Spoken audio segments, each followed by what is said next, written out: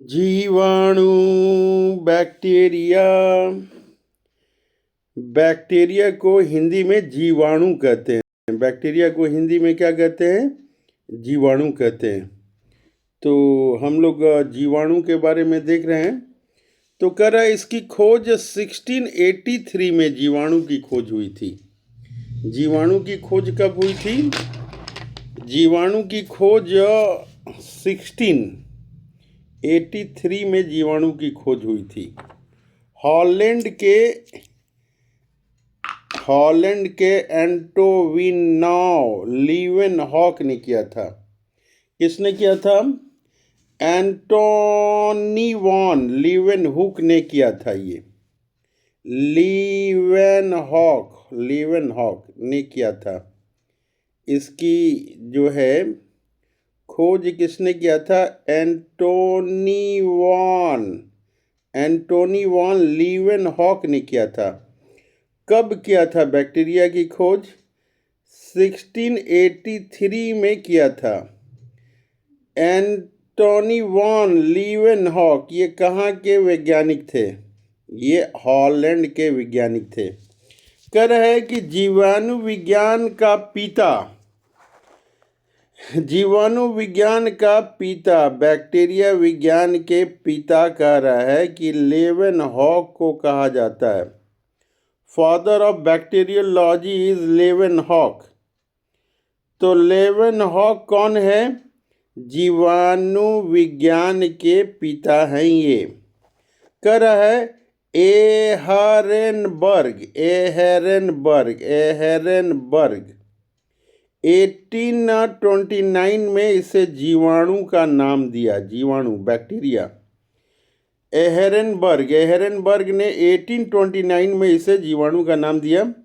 कह रहा है कि 1843 से लेके 1810 तक रॉबर्ट कोच ने कालरा तथा तपेदिक के जीवाणुओं की खोज की तथा रोग का जन्म सिद्धांत बताया।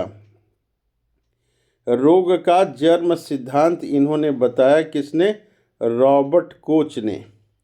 अब बता रहा कि 1812 में बता रहा ये 1812 से लेके 1892 लुईस पास्चर हुए इस समय ने रेबीज का टीका दूध के पास्चुराइजेशन की खोज की। पास्चुरेशन में नाम आता है तो लुईस पास्चर का नाम हम लोग देंगे।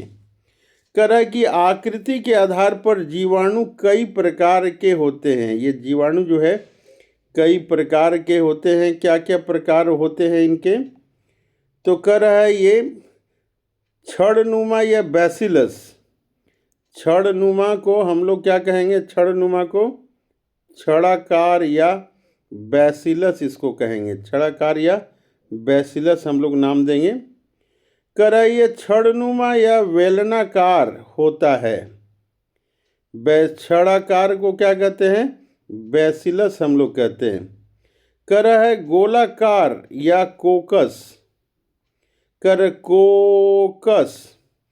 ये गोलाकार एवं सबसे छोटे जीवाणु होते हैं। ये सबसे छोटे जीवाणु होते हैं। ये गोलाकार और सबसे छोटे जीवाणु होते हैं। आगे हम लोग देख रहे हैं एक है कॉमा है ये कॉमा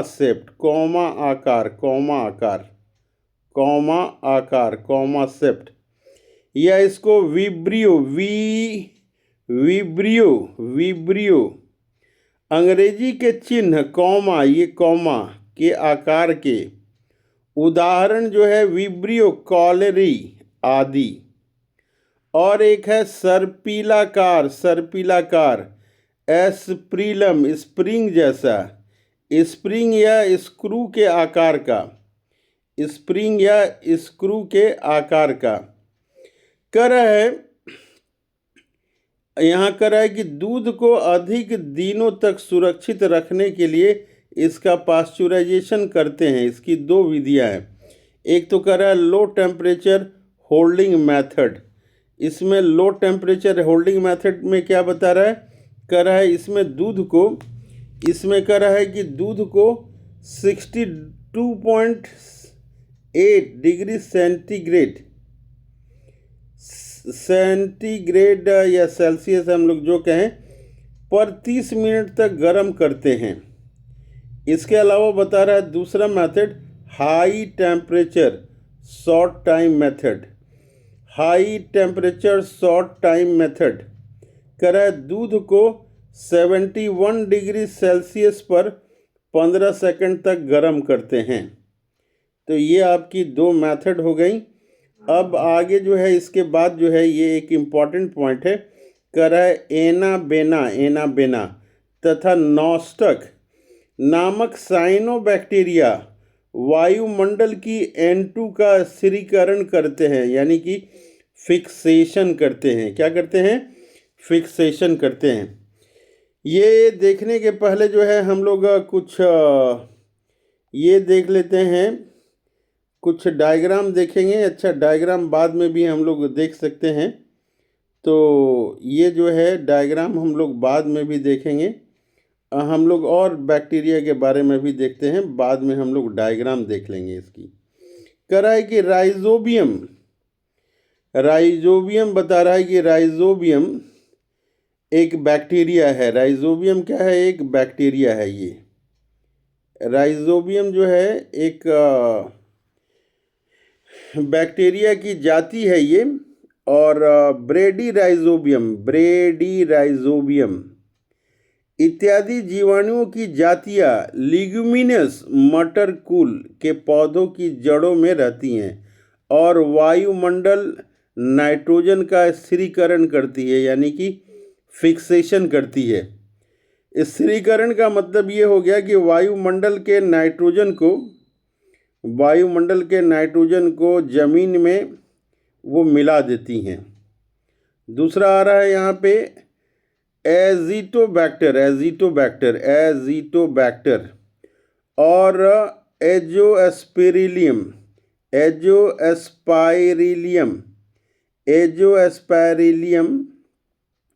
तथा क्लॉस्ट्रीडियम जीवाणु यानी कि बैक्टीरिया की कुछ जातियां स्वतंत्र रूप से मिट्टी में निवास करती हैं, मिट्टी के कणों के बीच स्थित वायु के नाइट्रोजन का स्थिरीकरण करती हैं, यानी कि फिक्सेशन करती हैं। अब आगे देखते हैं हम लोग। कह रहा है कि चमड़ा के उद्योग से, चमड़े के बारे में कह रहा है कि चर्म उद्योग में चमड़ों से बालों और वसा को हटाने का कार्य जीवाणुओं द्वारा होता है। इसे चमड़ा कमाना, टैनिंग कहते हैं। इसको क्या कहते हैं? टैनिंग कहते हैं। फिर बता रहा है कि अचार जो होता है, अचार हो गया, मुरब्बा हो गया, शरबत को शक्कर की गाढ़ी चाशनी में या अधिक नमक में रहते हैं ताकि जीवाणुओं का संक्रमण न हो जाने से जीवाणुओं का द्रव कुंचन प्लाज्मोलाइज हो जाता है तथा जीवाणु नष्ट हो जा रहे हैं। ये कह रहा है कि ज़्यादा शक्कर डालने से या ज़्यादा नमक डालने से बैक्टीरिया के भीतर का पानी निकल जाता है, उसको प्लाज्मोलाइज कहते हैं, और जीवाणु जो है ये नष्ट हो जाते हैं, मर जाते हैं। इसीलिए ये बता रहा है यहाँ पे कि अचार हो या मुरब्बा हो बहुत अधिक दिनों तक खराब नहीं होते हैं।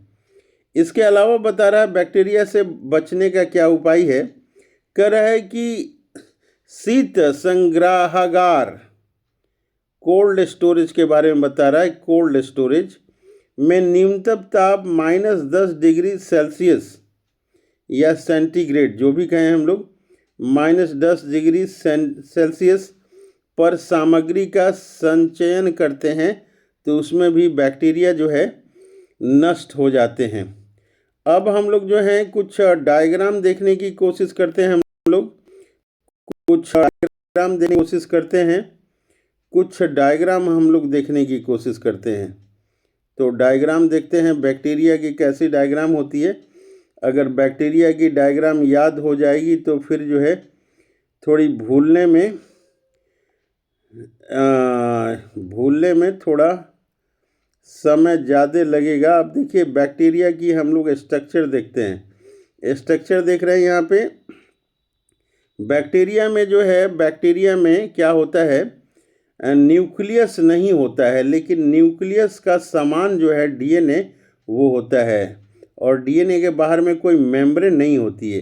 ये न्यूक्लियस जैसा होता है, न्यूक्लियस, तो इसको बोलते हैं न्यूक्लियोइड डीएनए, न्यूक्लियस जैसा। इसमें भी जो है साइटोप्लाज्म होता है, इसमें राइबोसोम होता है, कुछ पाइली होता है, फ्लैगेलम होता है, प्लाज्मा मेम्ब्रेन होता है, सेल वॉल होता है और कैप्सूल होता है। ये बैक्टीरिया का डायग्राम है। इसमें न्यूक्लियर मेम्ब्रेन जो है, न्यूक्लियर मेम्ब्रेन ये नहीं होता है। न्यूक्लियर मेम्ब्रेन क्या होता है, इसमें नहीं होता है। फिर हम दूसरा डायग्राम देखने की कोशिश करते हैं। ये भी सेम ही डायग्राम है। ये भी जो अभी डायग्राम हम लोगों ने देखा कि बैक्टीरिया का डीएनए होता है, इसके भीतर बाहर में न्यूक्लियर मेम्ब्रेन नहीं होता है, न्यूक्लियस जैसा होता है, न्यूक्लियस नहीं होता है, इसलिए इसको न्यूक्लियोइड कहते हैं। ये साइटोप्लाज्म है जो लिक्विड है, ये राइबोसोम है जहाँ प्रोटीन का सिंथेसिस होता है, ये पाइली है पकड़ने का काम करता है, फ्लैगेलम है इसके थ्रू जो है ये चलने का काम करता है, और ये प्लाज्मा मेम्ब्रेन है, सबको अपने भीतर समेटे रहता है। प्लाज्मा मेम्ब्रेन के बाहर जो है एक कैप्सूल होता है, ये सेल वॉल होता है। प्लाज्मा मेम्ब्रेन के बाहर क्या होता है, एक सेल वॉल होता है, और जो है यहाँ पे सेल वॉल के ऊपर जो है बैक्टीरिया कुछ केमिकल सिक्रीशन करती है और ये कैप्सूल बनाता है ये। तो ये डायग्राम हम लोगों ने देख लिया, और एक दो डायग्राम देखते हैं यहाँ पे। ये डायग्राम देख लेते हैं। तो ये डायग्राम में भी सेम उसी तरह से है। इसका न्यूक्लियस का मटेरियल है यहाँ पे न्यूक्लियस का मटेरियल है। यहाँ पे देखिए इसका क्रोमोसोम है जो डीएनए से बना हुआ है, इसके बाहर में न्यूक्लियर मेम्ब्रेन नहीं है। यहाँ पे भी राइबोसोम है, साइटोप्लाज्म है, ये प्लाज्मिड है, प्लाज्मिड, और ये फ्लैगेलम है, यहाँ पे इंडोस्पोर है, कैप्सूल है, कैप्सूल है, फिर सेल वॉल है, सेल मेम्ब्रेन है, पाइली है। ये जो है बैक्टीरिया का डायग्राम है। एक दो डायग्राम यहाँ पे भी देखते हैं हम लोग। ये भी बैक्टीरिया का डायग्राम है। ये न्यूक्लियोइड है, न्यूक्लियस जैसा। ये जो है बैक्टीरिया का क्रोमोसोम है, इसके क्रोमोसोम के बाहर कोई मेम्ब्रेन नहीं होती है। ये पाइली है, ये साइटोप्लाज्म है, ये मेसोसोम है जो रिस्पिरेशन का काम करता है, ये प्लाज्मा मेम्ब्रेन है, इसके ऊपर सेल वॉल है, ये प्लाज्मिड है जो फोटोसिंथेसिस वगैरह नहीं, प्लाज्मिड है जो एक्स्ट्रा जेनेटिक मटेरियल ये कहलाता है, ये राइबोसोम है ये, और यहाँ पे ये फ्लैगेलम हम लोग देख रहे हैं। इस तरह से बैक्टीरिया का डायग्राम हम लोग देख रहे हैं। और बैक्टीरिया का डायग्राम देखने के बाद फिर हम लोग आते हैं अपने बैक्टीरिया के टेक्स्ट के ऊपर, जो हमारा बैक्टीरिया का टेस्ट हम लोगों ने देखा था। तो ये जो है बैक्टीरिया का हम लोगों ने यहाँ से देखा था ये। तो अब जो है आकार के आधार पर जीवाणु कई प्रकार के होते हैं। तो हम लोगों ने पढ़ा था आकार के आधार पे कई प्रकार के होते हैं। एक बैसिलस था, और क्या था, एक कोकस था, और क्या था, कॉमासेप्ट था। इसको हम लोग देख रहे हैं। तीन तरह के यहाँ पे बैक्टीरिया बताया हुआ है।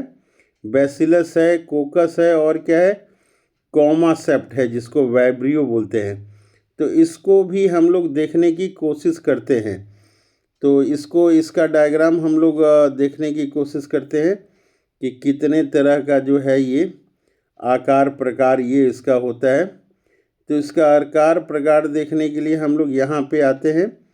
तो यहाँ पे देखते हैं ये देखिए, यहाँ पे जो कोकी जो गोल गोल होता है उसको कोकी बोलते हैं। दो बैक्टीरिया एक साथ होते हैं, इसको डिप्लोकोकी बोलते हैं। और जो बैक्टीरिया की बहुत सारी गोल गोल बैक्टीरिया चैन जैसा होता है तो उसको स्ट्रिप्टोकोकी बोलते हैं। रॉड जैसा जो होता है उसको बैसिली बोलते हैं हम लोग, बैसिली। ये चैन ऑफ बैसिली है। कॉमा टाइप का होता है उसको वाइब्रियो कॉलरी बोलते हैं। और ये जो है अलग अलग तरह का बैक्टीरिया दिया है, बहुत सारा जो है ना घन टाइप का ये है बैक्टीरिया, इसको बोलते हैं स्टाफाइलोकोकी, यहाँ सार्कीना जो है ये, और ये फ्लैगेलेटेड रॉड है, और स्पोर फॉर्मिंग बैक्टीरिया है ये, और एस्प्रीला ये आपका क्या है, स्प्रिंग जैसा है। तो तरह तरह के बैक्टीरिया है ये। स्पायरोकैटिस ये बैक्टीरिया है। और अलग अलग तरह के बैक्टीरिया, अभी हम लोगों ने 3 तरह के मेनली बैक्टीरिया को देखा था, 3 तरह के बैक्टीरिया को देखा था। एक तो कोकी बैक्टीरिया को देखा था। कोकी बैक्टीरिया जो क्या होते हैं, गोल होते हैं। कोकी बैक्टीरिया कैसे होते हैं? कोकी बैक्टीरिया जो हैं आपके ये गोल होते हैं। कोकी बैक्टीरिया कैसे होते हैं? ये गोल आपके होते हैं।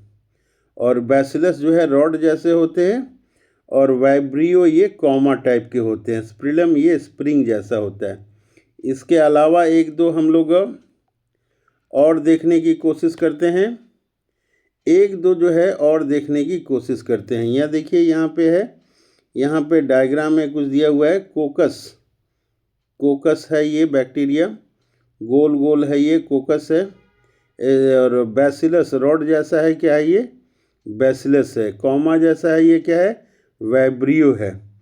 और स्प्रिंग जैसा है, ये स्प्रिलम है। ये क्या है? स्प्रिलम है। और 1-2 बैक्टीरिया की हम लोग डायग्राम यहाँ पे देखते हैं। यहाँ पे ये है डायग्राम, है बहुत अच्छा डायग्राम यहाँ पे दिया हुआ है। तो ये जो गोल बैक्टीरिया है, इसको कोकस कहते हैं हम लोग। 2 गोल बैक्टीरिया है, इसको डिप्लोकोकस, और 2 इनकैप्सुलेटेड है, कैप्सूल के भीतर अगर है ये, तो उसको डिप्लोकोकाई बोलते हैं। बहुत सारे हैं तो स्टाफाइलोकोकाई बोलते हैं। इसके अलावा यहाँ पे हम लोग और देखते हैं, चैन जैसा ये बनाया हुआ है, चैन जैसा, तो इसको स्ट्रिप्टोकोकाई बोलते हैं। चैन जैसा बनाया तो इसको क्या बोलते हैं? स्ट्रिप्टोकोकाई। और घन के रूप में, स्क्वायर के रूप में है तो इसको सार्कीना कोकस। 4 बैक्टीरिया एक साथ है तो टेट्राकोकस। इस तरह से हम लोग बोलते हैं। देखिए, ये बैसिलस रॉड जैसे हैं तो इसको क्या बोलते हैं? रॉड जैसे हैं तो बैसिलस है, बैसिलस। ठीक है, 2 रॉड जैसे बैक्टीरिया हैं तो इसको डिप्लो बैसिली बोलते हैं। रॉड ये एक लंबा सा बनाया है आपका बैसिली बैक्टीरिया, तो इसको स्ट्रिप्टो बैसिली बोलते हैं। और लॉन्गिट्यूडनल अगर है ये एक साथ, तो इसको पैलिसेड्स बोलते हैं। आगे हम लोग और देखते हैं क्या क्या है इसमें अलग अलग। तो यहाँ पे कुछ और है, यहाँ पे देखिए, स्प्रिंग जैसा है, उसको क्या बोलते हैं? स्प्रिलम बोलते हैं। स्प्रिंग जैसा है तो उसको क्या कहते हैं? स्प्रिलम बोलते हैं। ये हेलिकल फॉर्म है।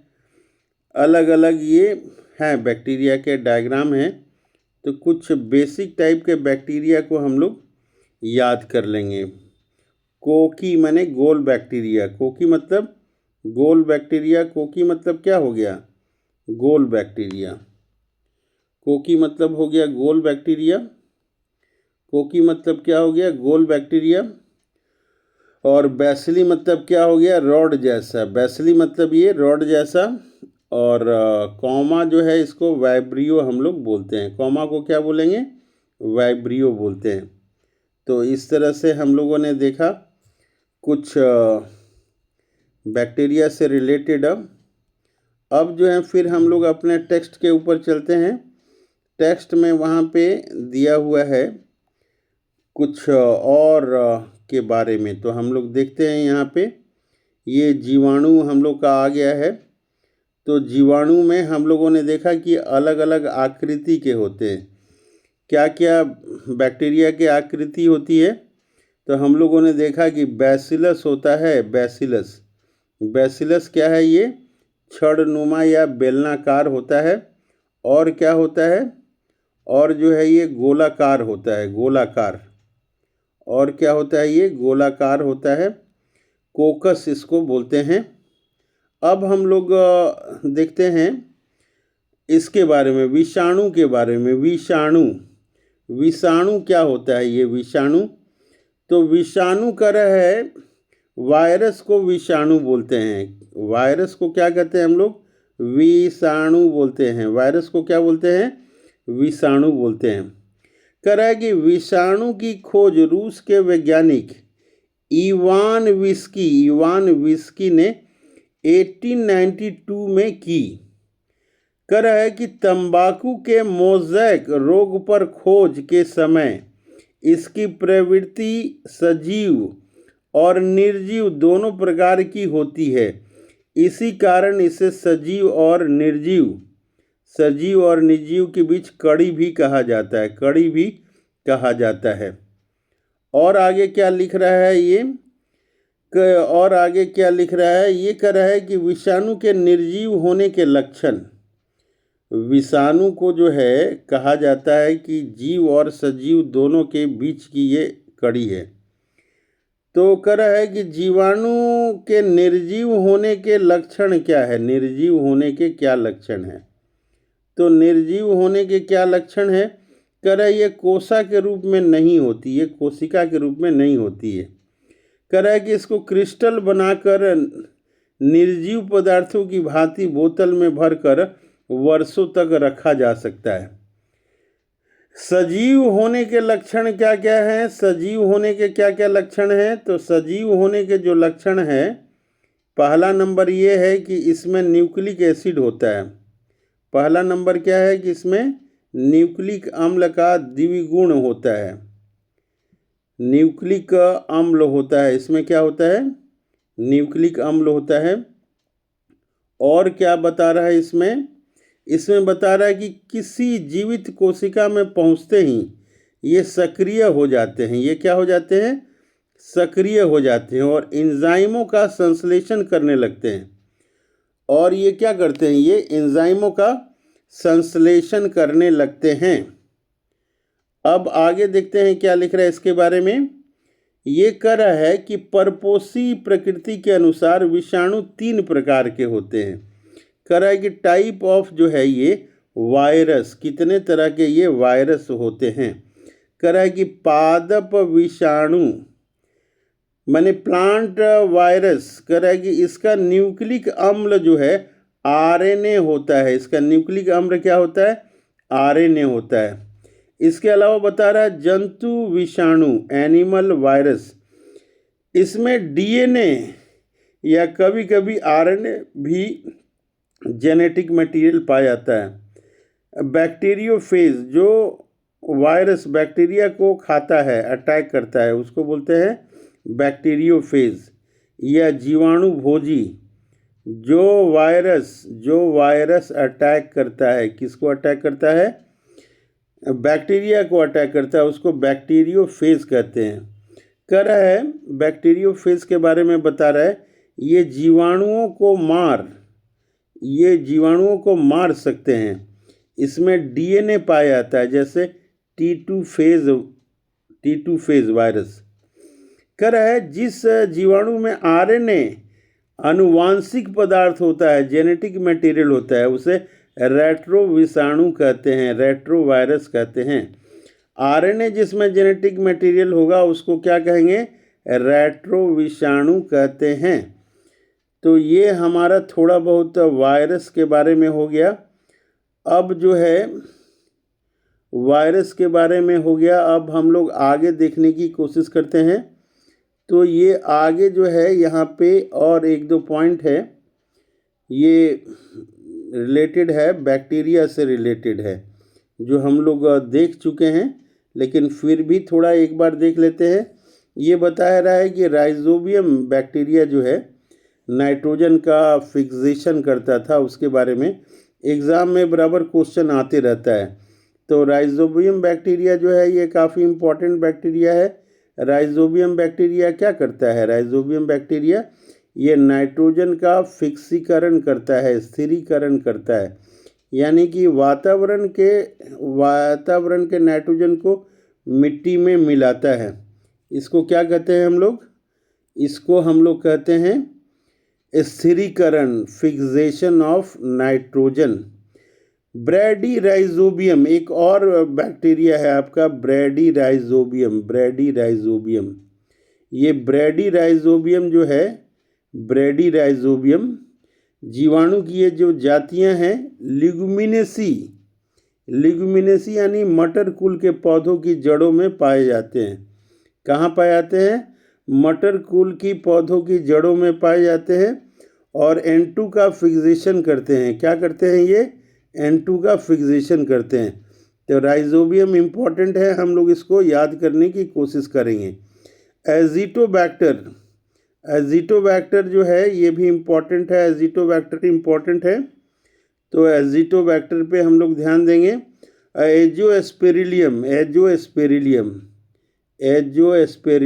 इसको भी हम लोग ध्यान देंगे। तथा क्लोस्ट्रीडियम की कुछ जातियां स्वतंत्र रूप से मिट्टी में निवास करती हैं। वह मिट्टी के कणों के बीच स्थित वायु के नाइट्रोजन का स्थिरीकरण करती हैं। इसके अलावा ये बता रहा है कि चमड़ा उद्योग में भी जो है, चमड़े के उद्योग में भी ये काम आता है। बैक्टीरिया जो है कहाँ काम आता है? चमड़े के उद्योग में काम आता है। ये कह रहा है कि चर्म उद्योग में ये बता रहा है कि चर्म उद्योग में चमड़ों से बालों और वसा को हटाने का कार्य जीवाणुओं के द्वारा होता है। इसे चमड़ा कमाना इसे क्या कहते हैं? चमड़ा कमाना या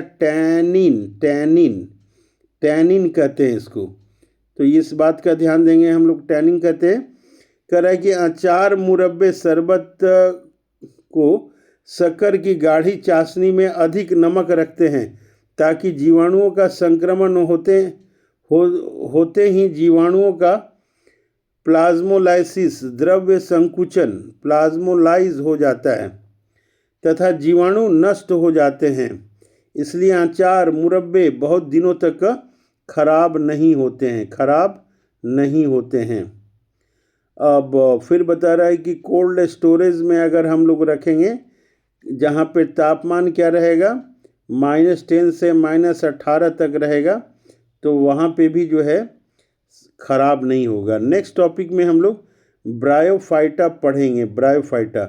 अच्छा, ये पढ़ने के पहले ये वायरस का जो है थोड़ा बहुत हम लोग डायग्राम देख लेते हैं। वायरस का डायग्राम देख लेंगे हम लोग कि वायरस का डायग्राम कैसे होता है।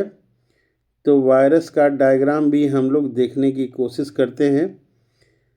थोड़ा सा हम लोग वायरस के डायग्राम को देखेंगे, ज़्यादा नहीं देखेंगे। यहाँ पे एक डायग्राम को ये देखते हैं। ये वायरस का डायग्राम है। वायरस जो है, वायरस में ये भीतर में या तो डीएनए होता है या आरएनए होता है। वायरस में या तो डीएनए होगा या तो आरएनए होगा, दो में से कोई एक चीज़ होगा, डीएनए होगा या आरएनए। और बाहर जो है डीएनए आरएनए प्रोटीन के कोट होती है। यहाँ पे क्या होती है? प्रोटीन की कोट की इन्वलप होती है। ये इन्वलप है, ये प्रोटीन की बनी होती है। डीएनए या आरएनए इसमें वायरस में हो सकता है। तो ये एक डायग्राम हम लोगों ने देखा। और दूसरा डायग्राम ये देखते हैं। ये देखिए बैक्टीरियोफेज की ये डायग्राम है। ये डायग्राम किस चीज़ की है? बैक्टीरियोफेज की है। और ये डायग्राम जो है इन्फ्लुएंजा वायरस की है। तो यहाँ पे देखते हैं, ये हेड होता है, ये नेक होता है, टेल होता है, पिंस होती है, टेल फाइबर होता है, इन्वलप होता है। इसके भीतर में हेड जो है, इसके भीतर में डीएनए होता है। इसके भीतर में क्या होता है? डीएनए होता है। इन्फ्लुएंजा वायरस में जो है भीतर में है जेनेटिक मटेरियल होता है। भीतर में ये जेनेटिक मटेरियल है, ये आरएनए। अब बाहर प्रोटीन की एक खोल होती है, कैप्सिड। हाँ, बाहर में और स्पाइक्स वगैरह होते हैं, लिपिड की इन्वेलप भी होती है। तो इस तरह से देख रहे हैं हम लोग अलग अलग। ये इन्फ्लुएंजा वायरस है। ये क्या है? इन्फ्लुएंजा वायरस है। इन्फ्लुएंजा वायरस है, इसमें क्या है? आरएनए जेनेटिक मटेरियल है। और ये बैक्टीरियोफेज है, ये बैक्टीरियोफेज। इसमें देख रहे हैं कि डीएनए ऐसे जेनेटिक मटेरियल है। तो दोनों का डायग्राम थोड़ा बहुत हम लोगों ने देखा। तो इस तरह से हम लोग कमांड करेंगे।